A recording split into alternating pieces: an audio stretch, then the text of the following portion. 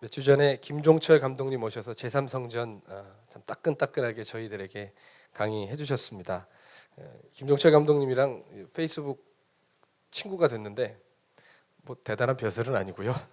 근데 그분 글을 이렇게 보면 참 굉장히 이게 큰 이슈라는 걸 알게 됩니다. 지난주에도 얘기했지만 사람들이 진리보다는 정보에 더 목이 말라서 그런지 찬성과 반대편으로 나뉘어가지고 아주 신랄하게 지금도 토론하고 싸우고 있나 봅니다. 근데 어쨌든 여러분에게 제3성전을 믿어달라고 애원하는 건 절대 아니고요. 근데 그런 징조들을 볼 때 정말 주님 오심이 가까웠구나라는 생각이 다들 드시죠? 뭐가 뭔지 모르지만 지금 정말 끝을 향해 치닫고 있구나라는 걸 누구나 알게 됩니다. 가만히 보면 곳곳에서 지금 들려오는 전쟁과 기근의 소식들, 또 곳곳에서 터지는 화산 폭발과 지진의 소식들, 쓰나미가 덮쳐서 방사능이 유출돼서 이제 곧 전 세계가 방사능의 공포 안에 들어갈 것처럼 위협하는 이러한 현실들이 어제, 오늘, 또 내일 계속 연속적으로 우리에게 들려지고 있습니다. 정말 마지막 때가 가까운 거 분명한 것 같아요. 그렇죠? 마지막 때는 여러분 인정 안 하셔도 옵니다. 부정해도 그날은 오는 거예요. 자, 마지막 때 어떤 이러한 급박하고 살벌한 소식만 있는 게 아니죠. 하나님께서도 하나님의 군대를 지금 일으키고 계시고 무너진 교회들을 세우고 계시고 죄인들을 회복시키고 계시고 저 같으면 아멘 하겠습니다. 전 세계 곳곳에 부흥들이 일어나고 있다는 소식 또한 들립니다. 여러분 혹시 이번 주 주중에 그 나이지리아에서 일어나고 있는 부흥 그 영상 보신 분 계십니까? 어마어마하죠. 9년 동안 5천만 명이 넘는 사람이 구원을 받은 역사가 동영상이 있는데 혹시 꼭 보고 싶으신 분 계시면 저한테 이따 카톡을 보내세요. 제가 영상이 있으니까 여러분의 영상을 보내드릴 테니까요. 저는 그걸 보는 순간 정말 눈물이 멈추질 않는 거예요. 예전 같으면 그 강단에서 설교하는 분이 부러워서 나도 저런 집회 설교해보고 싶다라는 기가 찬 생각을 하면서 혼자 감격했었는데 그걸 보면서 뭐가 이렇게 눈물이 났냐면 엎드려서 우는 그 사람들이 너무 부러운 거예요. 저렇게 회개하며 돌아오고 있는 사람들, 저 사람들 주님 앞에 설 때 나도 섰으면 좋겠다, 나에게도 주님 회개의 은혜를 보여줬으면 좋겠다라는 그 마음에 얼마나 한없는 눈물이 많이 남았는지 모르겠습니다. 어쨌든 하나님께서 지금 전 세계에 이렇게 놀랍게 일하고 계시고 또 세계 곳곳에 선교사님들이 나아가셔서 미전도 종족들이 점점 줄어들어가고 있고 또 그 선교의 현장에 우리를 필요로 하고 있다는 소식들 여러분 종종 듣고 계실 것입니다. 마지막 때가 분명히 가까웠어요. 어두운 의미에서도 가까웠고 밝은 의미에서도 가까웠어요. 주님도 일하고 계시고 세상도 극으로 가고 있어요. 여러분 동의하시죠? 정말 앞으로 보나 뒤로 보나 주님 오실 때가 멀지 않은 것 같습니다. 근데 여러분 이런 이야기 들으시면 어떠신가요? 마음이 차분해지세요? 급해지세요? 에라 나도 몰라. 그렇게 되세요? 어떻게 되시냐고요? 마지막 때 소식을 들으면 마음이 어떻게 되세요? 급해지죠.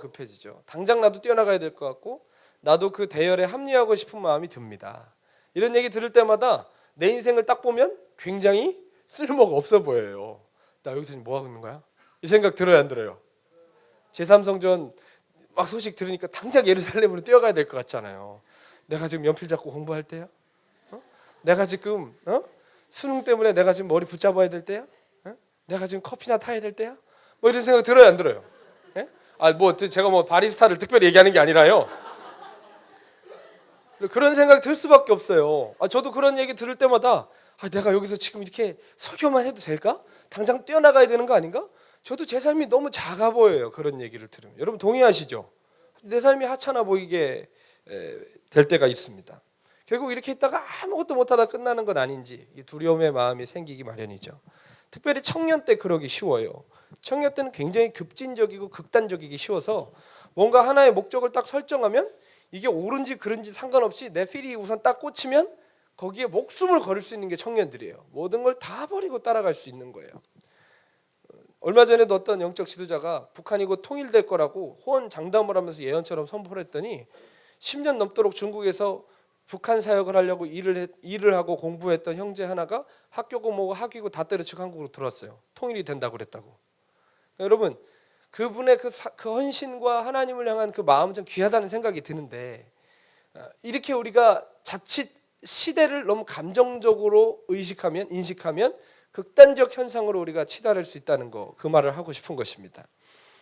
여러분, 마지막 때에 대한 소식은 이처럼 우리에게 급박한 마음을 불어넣습니다. 그런데 가만히 생각해 보면 시대가 급하게 흘러가고 동시에 내 마음도 급해져요. 그러나 따라해 보겠습니다. 내 마음이 바쁜 거지 하나님 마음까지 바쁘진 않으시다. 아멘. 내가 바빠지는 거지, 내가 급해지는 거지, 하나님도 조급하거나 하나님도 분주하지는 않으신다는 것입니다. 세상 일들 일어나는 거 보면 당장 뭐 해야 될 것 같지만요, 하나님 절대로 서두르거나 조급해하지 않으십니다. 하나님은 당신의 구원의 역사를 이끌어 오시는 동안 한 번도 조급하셔서, 마음이 급하셔서 섣불리 일하시거나 앞뒤가 안 맞는 일 하신 적이 있을까요, 없을까요? 없습니다. 아브라함을 부르실 때 복을 주셨어요. 뭐라고 하셨죠? 본토 친정 아비의 집을 떠나서 내가 지시한 땅으로 가라. 너로 하여금 복이 되게 할 것이다. 복의 근원이 되게 할 것이다. 너로 말미암아 온 세계와 열방이 복받을 것이다. 말씀하셨죠. 근데 아브라함 사는 동안 주님 말씀하신 그 복 성취됐나요? 아브라함 때문에 온 세상 열방 복받았어요? 아니죠. 그거는 뭘 얘기하고 싶으신 거예요?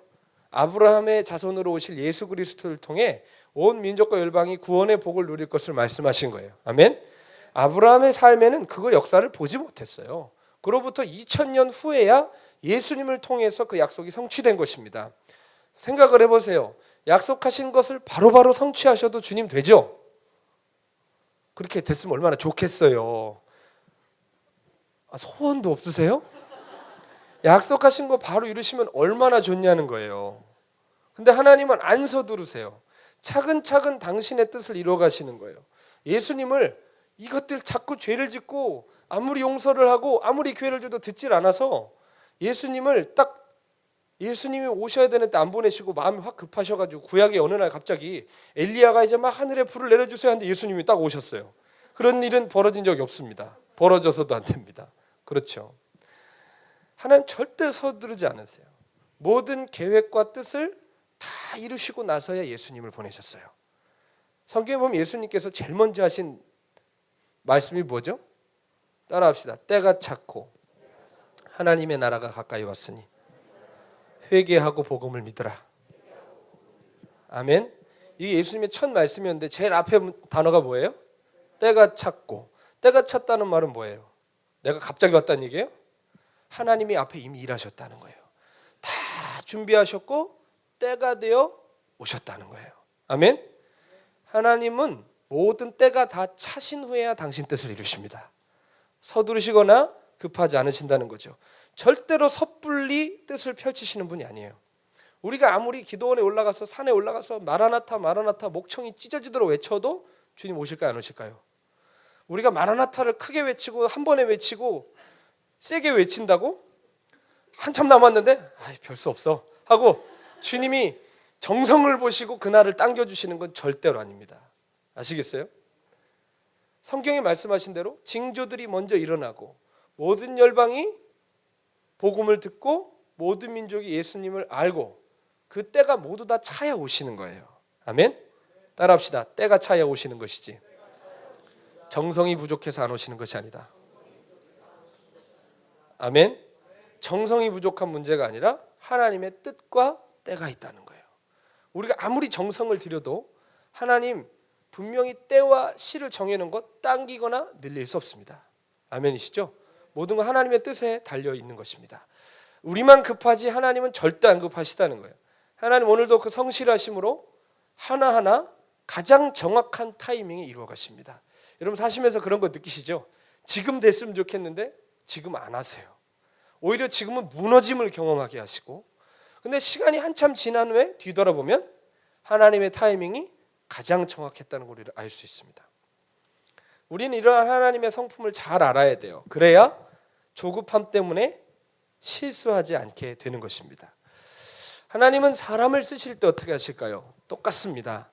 하나님은 사람을 쓰실 때도 서두르시거나 즉흥적으로 일하시지 않습니다. 마지막 때라고 해서 때가 급하다고 아무나 데려다 쓰신다거나 지금 사람이 없다고 해서 되먹지 못한 인간들 끌어다가 부족하다고 인력 메꿔서 쓰지 않으신다는 겁니다. 준비된 사람 쓰시는 거예요. 연단된 사람 쓰시다고요. 급하다고 아무나 끌어당기지 않으신단 말이에요. 아멘. 하나님은 너무 노련해요. 너무 노련하게 기다리세요. 그러나 그냥 마냥 기다리시는 분이 아니라 우리를 불러주시고 그 기다림의 기간 동안 우리를 친히 연단하시고 깨뜨리시고 온전케 하시는 작업을 하고 계시는 것입니다. 아멘. 여러분, 우리가 시간 지난다고 괜찮아질 존재인가요? 그냥 예수님 불러놓고 야 10년만 버텨 하고 10년 묵으면 우리가 술입니까? 우리가 포도주예요? 가만히 있으면 변해요? 아니에요. 우리는 원래 뭐죠? 흙이에요. 흙. 흙은 10년 지나도 흙이에요. 죄인은 시간 지나도 죄인이에요. 10년 묵었다고 덜 죄인이 아니에요. 더 죄인 될 수 있어도. 아시겠습니까? 그러니까 하나님 불러놓고 그냥 두면 저절로 되는 것이 아니라 하나님의 손에서 연단이 돼야 된다는 거예요. 아멘? 그래야 온전해지고 새로워지고 귀한 하나님의 사람이 될 수 있다는 것입니다. 하나님은 사람을 부르실 때 처음에 그냥 안 불러요. 너 나를 따라와라. 그럼 가시밭길이 활짝 열리고 좁은 길이 있어서 매일매일 정말 고민하고 너와 싸우는 치열한 삶이 시작될 거야. 우리에게 이런 말씀을 먼저 하시고 따르라 그러면 따르시겠어요? 굉장히 숭고한 표정 짓고 계신데 아무도 안 따릅니다. 저 같아도 안 따르겠어요. 여러분, 주님 따르시게 된 계기가 뭐예요? 하나님 은혜를 주셨잖아요. 많은 평강을 주시고 많은 영광을 보여주시고 이분을 따를 수밖에 없게 우리를 불렀어요. 그렇죠? 한 1, 2년간은 그런 정말 꿈같은 시간들이 있어요. 이름만 불러도 찾아와 주시고 음성이 없어도 똑똑히 들려주시고 얼마나 좋아요. 막 기도하면 막 임재가 막 있고 예배드릴 때마다 좋고. 근데 한 조금 시간이 사람마다 다르지만 시간이 지나면 어떻게 되죠? 불러도 대답이 없는 그대가 되고, 예? 성령님과 늘 동행하라는데 이분처럼 말 없는 분이 없고 그렇잖아요. 시간이 지날수록 점점 처음에 우리가 경험했던 영광과 은혜와 임재는 나랑 상관이 없는 것처럼 느껴질 때가 있습니다. 꿈도 처음에 주시고 비전도 주시고 이래요. 그래서 시간이 지날수록 꿈도 희미해지는 것 같고 이 비전이 맞는가 뭐 헷갈리고 이렇게 된단 말이죠. 저도 처음에 주님 만났을 때 한 3년은 꿈 같은 시간을 보냈던 것 같아요. 꿈 같은 시간.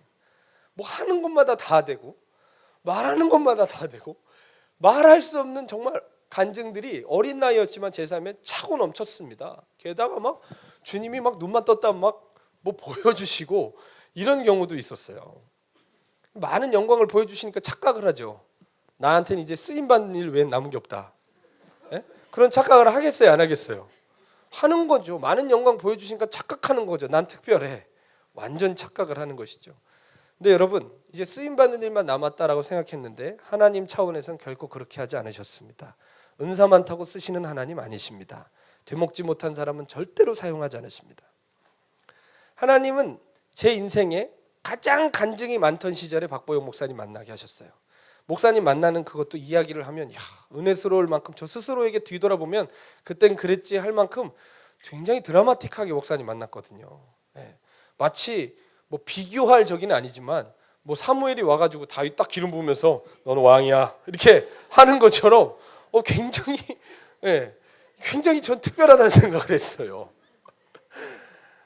이제 정말 내 인생에 하나님께 쓰임받는 것밖에 안 남았구나. 완전 착각을 했죠. 더군다나 목사님 만나고 다음 주에 제가 인천항에서 그냥 무작정 배 타고 성경배달 갔어요. 정말 어마어마한 간증을 남기고 일주일 만에 승리해서 입성했어요. 얼마나 기고만장했겠습니까? 이제 내 삶은 남들과 정말 다르겠다. 그런 착각에 빠져 있을 때 그때부터 이제 주님께서 저를 본격적으로 다루기 시작하셨습니다. 무슨 일이 있었는지 다 얘기할 수 없을 만큼 너무 부끄럽고 부족하고 사람들은 저를 강단 앞에서는 저만 보죠. 그러나 제 삶을 주님이 아시고 저와 가까이 있는 사람은 저를 너무 잘 알고 저 스스로도 저 자신을 너무 잘 알고 있습니다. 저 얼마나 죄인이고 얼마나 위선되고 얼마나 가식적인지 얼마나 사람을 의식하고 사람을 의지하고 집착하는지 얼마나 자아를 위해 사는지 얼마나 나만 생각하는지 다 보여주시더라고요. 양파 껍질 같아서 까도 끝이 안 나와요. 이제 바닥을 쳤거니 했는데 이제 뚜껑 연 거예요. 어디까지 내려가야 되나? 대체 어디가 내 끝인가 싶을 만큼 그렇지 않습니까? 높이 올라갈수록 떨어지면 더 아프죠. 3년 동안 그렇게 높이 끌고 가신 이유가 더 많이 아프더라고요. 떨어지니까 무너지니까 제 바닥을 보니까 처음에는 인정을 할 수가 없었어요. 이건 실수야. 그러나 실수가 아니라, 따라합시다. 실수가 아니라 내 본 모습이었다. 실수가 아니라 본 모습이라는 걸 점점 깨닫게 하시더라고요. 그래서 결론 나는 건 무엇이냐? 복잡한 논리나 설명이 필요 없이 하나님의 은혜가 아니면 설 수가 없구나. 하나님의 은혜가 아니면 안 되는구나. 그런 고백을 조심스럽게 제 삶에 조금씩 하게 하시는 것 같습니다. 아무리 뜨거운 열정과 분명한 비전을 가지고 있어도 하나님 절대로 그 상태로 우리를 사용하지 않으십니다. 우리가 단지 비전과 열정만 있을 뿐이고 하나님 손에 훈련받지 못한다면 어떻게 될까요? 우리의 그 비전과 열정은 결국 하나님의 뜻을 그르치는 도구가 되는 거예요. 결국 그 열심 때문에 우리가 죽을 수 있는 거예요. 여러분, 모세에게는 3번의 40년이 있었습니다. 그렇죠? 모세의 수명이 120이었어요. 3번의 40년이 있었어요. 첫 번째 40년 어땠습니까? 자신의 힘과 권세로 뭐든지 해볼 수 있는 때였어요. 세계 최강대국이었던 이집트의 왕자였어요. 그는 어릴 때부터 자기의 유모였던 자기의 친어머니를 통해 내가 이집트 사람이 아니라 히브리 사람이라는 걸 인식하면서 살았어요. 내가 어떻게 살아야 될지, 나는 누구를 위해 살아야 될지 어렸을 때부터 깨달았어요. 성경에 나오지 않지만 요세푸스라는 역사서에 보면 모세가 굉장히 탁월하고 뛰어났답니다. 전쟁에 나가거나 뭔가 국가적인 일을 할 때 모세가 나가서면 너무너무 승리를 많이 하고 잘 해냈대요. 그러다 보니까 비슷한 왕자 계열에 있는 사람이나 다른 애굽 사람들이 히브리 출신이 어디서 어중이 떠중이 같은 이 왕자를 좋아했겠어요? 시기했겠어요? 네, 시기했다라고 이렇게 역사서에 나와 있습니다. 그 왕궁에서 어떻게 보면 모세는 좀 차별받고 눈총을 받으며 살아갔던 사람입니다. 그러면서 자신의 마음에는 동족 히브리인들을 향한 동정과 안타까움이 늘 있었던 것 같아요. 그 와중에 40살 되던 해에 자기 동족을 학대하는 애굽인을 보고 어떻게 했죠? 가서 혈기를 부리고 때려 죽였습니다. 성경은 아주 차분하게 그걸 얘기하지만 사람 때려 죽이는 게 어디 차분한 상황입니까? 얼마나 이 혈기가, 여러분, 혈기가 가장 많이 부려지면 살이 나는 거예요. 그렇지 않겠어요? 혈기를 부려서 사람 때려 죽여요. 아마 제 추측에는 자기가 그렇게 애굽 감독을 처단하면 주변에 있는 노예들이 자신을 따라 애굽에 저항하는 폭동을 일으키리라 생각했을 수도 있겠다는 생각을 해봤어요. 하나의 리더가 있으니까. 그렇죠? 뭔가 일어나리라 생각을 했는데 그 일이 일어났어요? 안 일어났어요? 아무도 그를 따라주지 않을 뿐만 아니라 며칠 있다 히브리인들끼리 싸우길래 왜 니네끼리 싸우냐 그랬더니 뭐라 그러죠? 왜? 너 나도 때려 죽이려고? 이러잖아요. 그러니까 여러분, 뭔가 열정을 쏟았는데 주변 사람들이 오히려 반응을 해주지 않으면 사람은 그거에 대해서 굉장히 실망하고 화가 납니다. 왜일까요? 거기에도 모든 것을 담았는데 사람들이 그렇게 반응해주지 않기 때문에 우리의 공로의식이 거기 다 드러나는 것이죠. 어쨌든 제가 이렇게 살인 얘기를 해서 이렇게 진지해 주셨나요? 자기 열심에 스스로 무너지게 된 거죠. 하나님 절대로 사람 혈기로 사용하지 않으십니다. 아멘. 어떠한 사람의 열심이나 혈기로 하나님의 일을 이루지 않으세요. 그렇게 40년 동안 광야에서 쫓겨난 모세는 날마다 보는 게 뭐였어요? 양 궁뎅이만 쳐다봤어요. 양 궁뎅이만 쳐다보면서 손에 지팡이 하나 들고 그 미디안 광야를 방황하며 사는 양치기가 됐습니다. 그 40년 동안 혈기가 다 사라지고 그의 열정이 다 무너지고 심지어는 그렇게 말 잘하던 모세가 주님 불렀을 때 뭐라고 얘기해요? 나는 말을 할 줄 몰라요. 나는 말이 어눌하고 혀가 둔한 사람이에요. 여러분, 근데 이건 핑계가 아니라 아마 그랬을 거예요. 생각을 해보세요. 양치기가 양치러 나가서 누구랑 얘기해요? 양 붙들어 놓고 계속 얘기하면 그럼 병원에 가야 돼요. 가끔 푸념은 할 수 있을 거예요. 야, 너도 목회하니? 하면서 푸념을 늘어놓을 수 있을 거예요. 근데 막 하면서 걔가 말이야 있잖아 하면서 이렇게 하면 이거는 조금 정신이 이상한 거죠. 모세는 정말 말을 잃었을 거예요. 실례로요, 제가 아마존 정글에서 6개월 있었잖아요. 그 중에 한 달 동안을 완전 몸과 마음과 영이 다 병들어가지고 끙끙 앓다가 말도 안 통하는 곳에서 있다가 한국에 왔거든요. 이게 정말 거짓말이 아니에요. 3개월 동안 말이 안 나오더라고요. 한국말을 몰라서가 아니라 말을 하기가 싫은 거예요, 그냥. 왜냐하면 사람이 외향적으로 막 표현하던 감정이 이제 안에서 이제 이렇게 삭히고 묵히는 게 연습이 됐더라고요. 거기 혼자 계속 있으니까. 근데 3개월 지나니까 다시기 말이 많아지더라고요. 하나님이 그렇게 다 포기된 상태에서 모세를 부르셨어요. 사람들이 볼 때는 80살의 모세는 쓸만한 인간이 아니었어요. 나이를 봐도 그렇고 스킬을 봐도 그렇고 스펙을 봐도 그렇고 쓸 수가 없는 사람들이었습니다. 여러분, 그러나 하나님은 그렇게 낮추시고 깨트리신 후에야 모세를 쓰셨다는 거 꼭 기억하셔야 됩니다. 여러분, 우리가 하나님의 일을 그르치는 이유는 뭘까요? 우리는 늘 제가 연약해서요, 모자라서요 그러지만 따라합시다. 모자라고 약해서가 아니라 너무 넘치고 강해서 그렇다. 아멘. 차라리 모자라고 약하면 주님 의지라도 하죠. 넘치고 너무 강하니까 하나님 우리를 못 쓰시는 거예요. 그러다 보니까 하나님 뜻보다 내 뜻이 앞서고 하나님의 시간표보다 내 시간표가 더 중요해지는 것입니다. 우리가 하나님의 뜻과 하나님의 시간을 모르면 어떻게 될까요? 어떻게 될까요? 하나님이 지금 일해 주셔야 되는데 하나님 일을 안 하시는 것 같아요. 나만 급한데, 진로 문제 때문에 급하고, 학원 문제 때문에 급하고, 결혼 문제 때문에 급하고, 직장 문제 때문에 급한데 응답을 안 하시는 거예요. 내 삶은 변할 기미도 없고 기회도 없어 보이는 거예요. 그럼 어떻게 하냐고요. 사람은 마음이 어떻게 되죠? 조급해져요. 마음이 조급해져요. 조급해지면 어떻게 될까요? 내 스스로 무언가 해보려고 시도하기 시작해요. 여러분, 스스로 일을 만들어내는 것과 하나님 손에 연단되어 쓰임받는 것은 결론이 달라요. 차원이 다르단 말이에요. 우리는 정말 스스로 무언가 하기 좋은 시대를 살고 있는 것 같습니다. 이 한국이라는 땅에서 이 기회가 우리가 얼마나 많은지 몰라요. 꿈이라는 이름 아래서 마음껏 스펙 쌓고 스킬 익히면서 삽니다. 여러분, 그러나 스펙과 스킬은 자기 길은 가게 해도 주의 길은 못 가게 합니다. 여러분, 주님 뭐라고 말씀하셨죠? 주님의 길은 나를 개발하는 길이 아니라 나를 부인하는 길입니다. 아멘. 따라합시다. 주님의 길은 나를 개발하는 길이 아니라 나를 부인해야 가는 길이다. 아멘. 내 길은 가도 주의 길은 못 간다는 거죠. 내 뜻대로 가면. 여러분, 하나님이 영어할 줄을 아는 사람이 없어서 지금 굉장히 고민하시는가요? 석박사가 없어서 뜻을 못 이루시나요? 목사가 없고 사역자가 없어서 더디 가시나요? 여러분, 하나님은 돌멩이를 일으키셔서라도 아브라함 자손 만드실 수 있는 분이십니다. 아멘. 제 말은요, 스킬, 스펙 다 필요 없다, 아무것도 하지 말고 그냥 있으라는 얘기가 아니라 오히려 우리의 넘치는 열정과 우리의 생에 대한 집착 때문에 하나님의 연단하시는 손을 피하지 말라는 얘기예요. 지금 우리는 하나님의 손 안에 있는 것입니다. 뭔가 여러분 뜻대로 안 되고 계십니까? 열심히 했는데 무너지셨습니까? 진로가 보이지 않으십니까?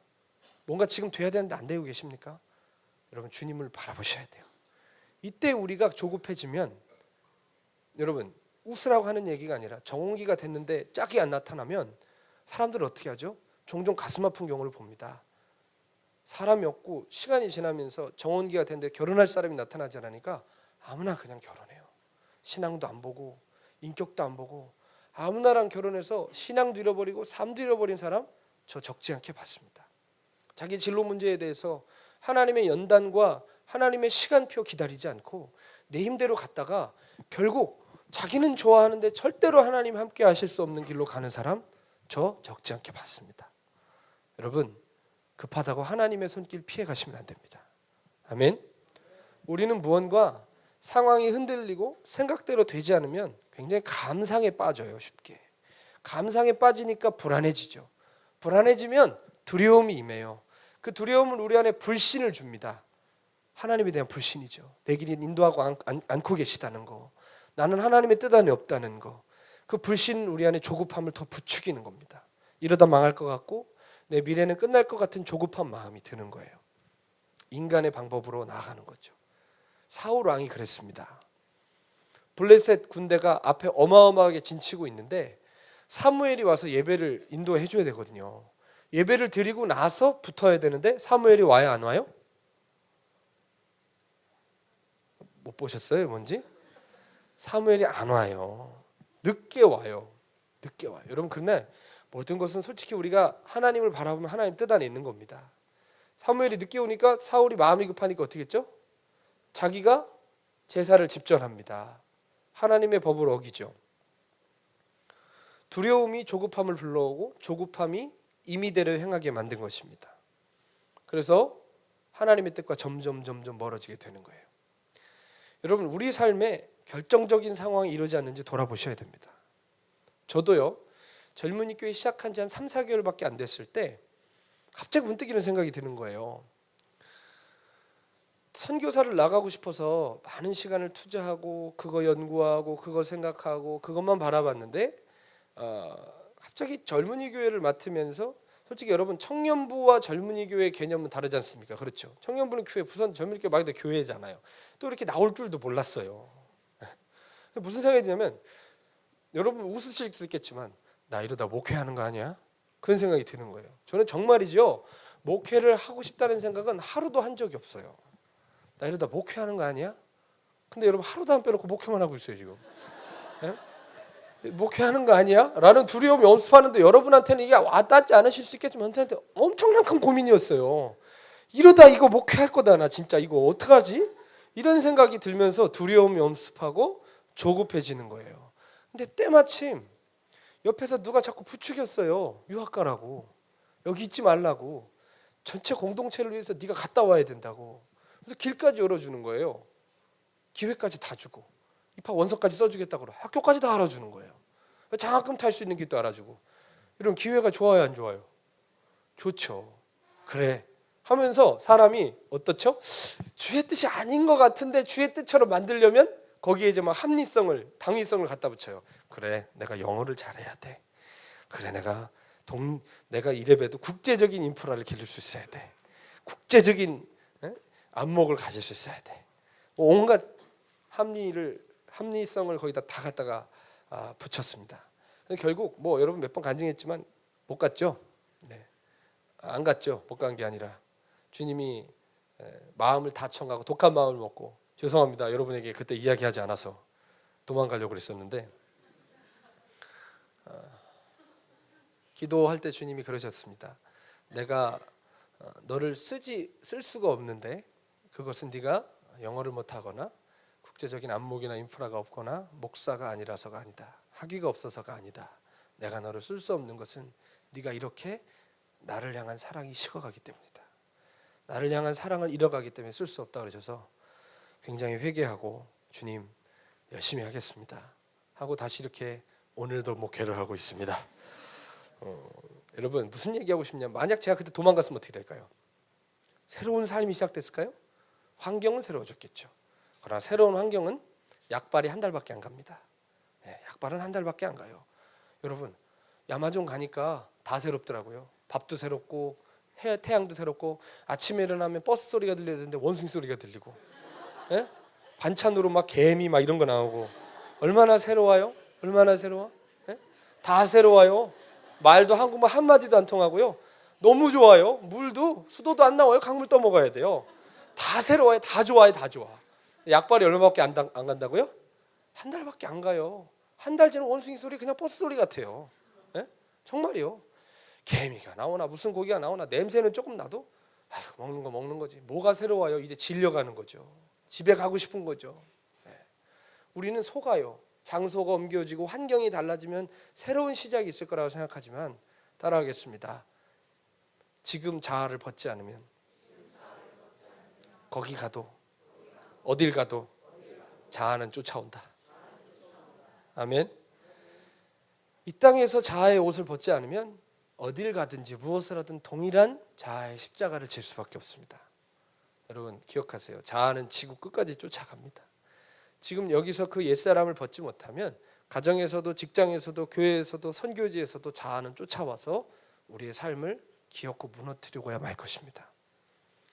우리는 반드시 이 옷을 벗어야 합니다. 그때부터야 하나님의 일이 시작될 수 있는 것입니다. 그러므로 여러분의 일이 승승장구가 되고, 기도하는 대로 다 되고, 원서 넣으면 다 되고, 눈만 쳐다봐도 걔가 날 좋아하고, 이렇게 하면 내 자아는 더욱더 강해져 가고 있는구나 라고 생각하시면 됩니다. 하나님은 우리의 실패를 통해 일하시고, 우리의 연약함을 통해 당신의 능력을 보이시고, 우리의 소망이 사라지는 것을 통해 당신의 희망을 주시기 때문입니다. 아멘.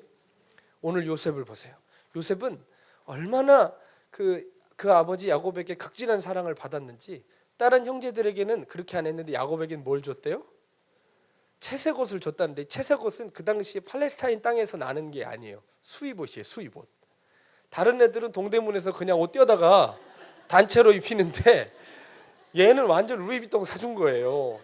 그러니까 형제들의 마음이 어떻겠어요? 눈이 돌아가죠. 죄가 뭔데? 이런 마음이 생기고, 더더군다나 요셉은 배다른 형제였어요. 그렇죠? 배다른 형제니까 더 미운 거예요. 더 미운 거예요. 네. 근데 문제는 뭐냐면 완전 이렇게 정말 얄미워 죽겠는데 하나님이 요셉에게 영적인 특권을 주시는 거예요. 뭐 그거야 하나님의 뜻인데 어떻게 하겠습니까? 하나님이 막 꿈과 비전을 주십니다. 물론 그게 정확히 무슨 뜻인지는 알 수 없었지만 아무튼 이게 뭔가 심상치 않은 꿈과 비전인 것은 분명했어요. 자, 그런데 이 비전을 주고 바로 꿈이 이루어졌습니까? 그렇지 않죠. 이 비전이 이루어지기 위해, 하나님이 입혀주시는 옷을 입기 위해 요셉이 반드시 경험해야 될 일이 있었는데 뭐죠? 그 채색옷이 벗겨지는 거였습니다. 채색옷은 뭘 의미하죠? 인간이 입혀놓은 영화입니다. 내가 계획해서 입고 있는 나의 것이에요. 그것을 벗지 않으면 하나님이 입혀주시는 옷을 입을 수가 없는 것입니다. 그 인간이 입혀놓은 그 영화로움이 지가 벗은 게 아니라 형들이 벗겼어요. 여러분, 벗겼다고요. 여러분, 여러분의 꿈 여러분이 버릴 수 있을 것 같아요? 못 버려요. 하나님한테 한 대 맞아야 버려지는 거예요. 실패를 경험해야 아무것도 아닌 건 아닌 거예요. 절망을 해봐야 이게 부질없다는 걸 아는 거예요. 아멘. 이런 채색옷이 벗겨졌단 말이에요. 그리고 정말 노예가 되어서 알지 못하는 땅으로 끌려가 반나체로 종살이하는 일을 당하게 됩니다. 이게 얼마나 어마어마한 서름과 얼마나 대단한 상처를 요셉의 마음에 낳았겠습니까? 그렇죠? 형제들에게 팔려간다는 거, 알 수 없는 땅에서 홀로 살아야 된다는 건 굉장히 큰 아픔과 충격이었을 거예요. 충분히 그는 인생을 포기할 수 있었을 텐데 하나님이 그에게 은혜를 주셨죠. 성경에 보면 요셉이 무엇을 하든지 어디를 가든지 여호와께서 함께 하셨다고 그랬고 사람들이 그걸 보고 알았다고 그랬어요. 얘는 뭔가 특별하구나, 그걸 알았다고 그랬어요. 여러분 기억하십시오. 하나님은 여러분이 가장 낮아졌을 때 함께 하십니다. 우리가 실패하고 무너지고 예상치 않는 삶으로 갈 때 하나님 그때 가장 가까이 계십니다. 그러니까 우리가 상황을 보고 마음이 조급해지면 하나님 안 보여요. 버림받은 것 같고 끝난 것 같고 어그러진 것 같지만 그때 가장 가까이 계시다는 것을 기억하시고 하나님 앞에 사셔야 됩니다. 요셉은 그렇게 그때 하나님 앞에 살았어요. 보디발의 아내가 거기서 좀 자리 잡고 살만했죠. 그렇죠? 그 당시 보디발은 그냥 군인이 아니에요. 우리로 치면 대통령 비서실장 같은 사람이에요. 그러니까 굉장히 높은 직급에 있는 사람이에요. 그 집에 사설 감옥이 있었어요. 정치범들이 그 집에 갇혔어요. 그러면 요셉 하면 뭐예요? 그 왕의 가장 옆에 있는 사람의 또 가장 옆에 있는 사람이에요. 집안 총무가 됐으니까. 그렇죠? 그런데 주님은 그 옷마저 허락하지 않으셨어요. 그것도 벗어줘야 되는 거예요. 아멘. 1차적으로 연단 끝났어. 그때부터 쓰는 거 아니에요. 여러분, 우리의 삶은 죽는 그 순간까지 하나님 손에 연단돼야 돼요.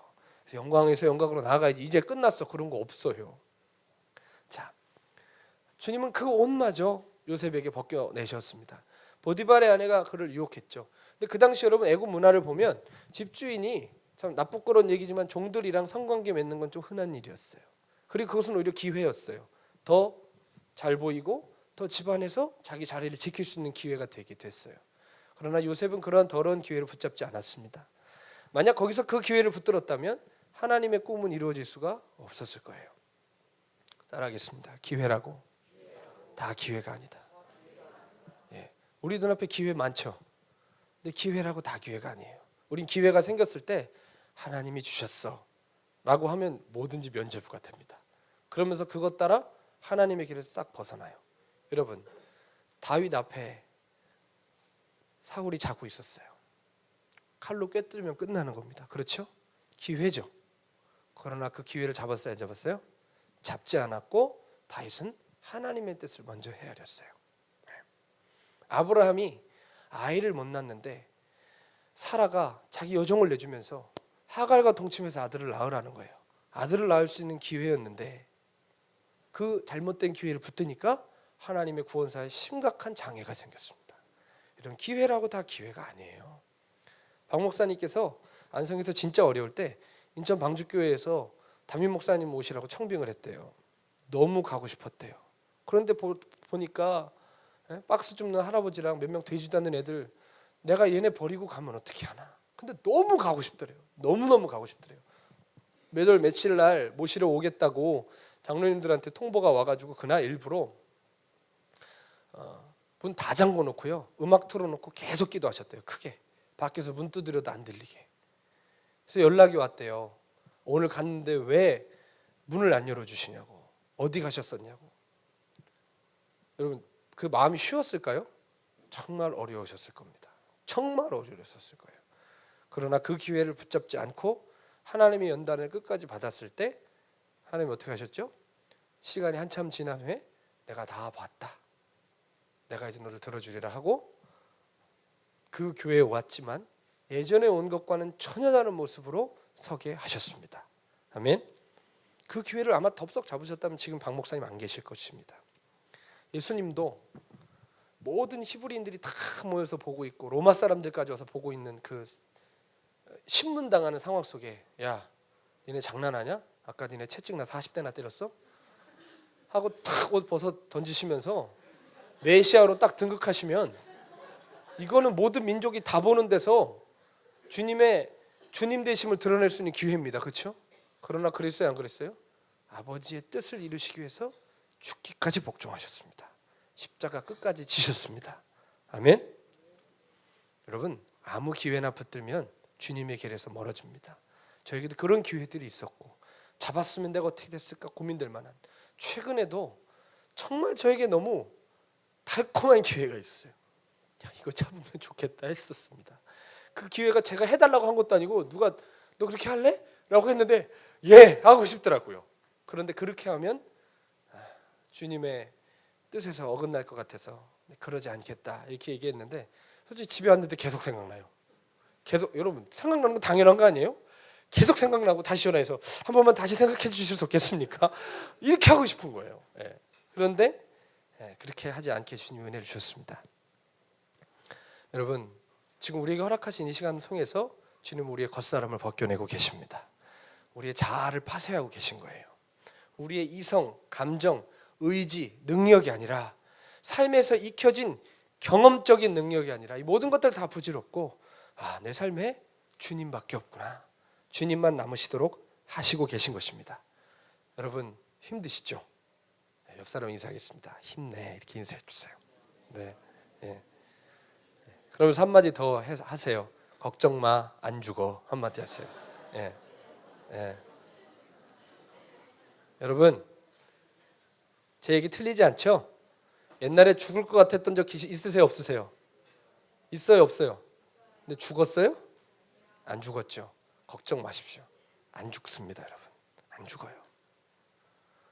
주님은 노련한 토기장이시기 때문에 우리를 풀무불에 집어넣으실 때 언제 꺼내야 되는지 정확히 아세요. 너무 일찍 꺼내서 불순물이 덜 제거된다거나 너무 오래 넣어놔서 터져버리는 일도 없습니다. 문제는 뭐죠? 좀 더 있어야 되는데 내가 기어 나오는 거예요. 뜨겁다고. 내가 기어 나오는 거예요. 그러면 그릇 비슷한 모양은 맞긴 맞는데 하나님의 불을 담아낼 수가 없는 겁니다. 하나님의 불은 어디에 담길까요? 불을 담아도 터지지 않는 그릇에 담길 것입니다. 아멘. 그 그릇이 되고자 한다면 이것을 인내하시고 주의 날을 기다리셔야 됩니다. 진짜 믿음은 인내하는 믿음이에요. 인내예요. 믿음이 인내지. 그렇지 않아요? 한 번에 드러나는 게 믿음이 아니지 않습니까? 불기둥 구름기둥이 앞에서 확확거리면서 나 따라가는 게 뭐가 그게 믿음이에요? 그거는 그냥 당연한 상식이죠. 믿음은 뭐예요? 아무것도 보이지 않을 때, 내 길이 꽉 막힌 것 같을 때, 다 무너졌을 때 주님 바라보는 게 믿음이에요. 아멘. 그 손에 연단되고 그 믿음이 합격되면 우리를 주님이 들어주실 것입니다. 꼭 기억하셔야 돼요. 하나님은 하나님의 때가 되었을 때 우리를 반드시 들어주실 거라는 것입니다. 모세도 그렇게 하셨고 다윗도 그렇게 하셨고 요셉도 그렇게 하셨죠.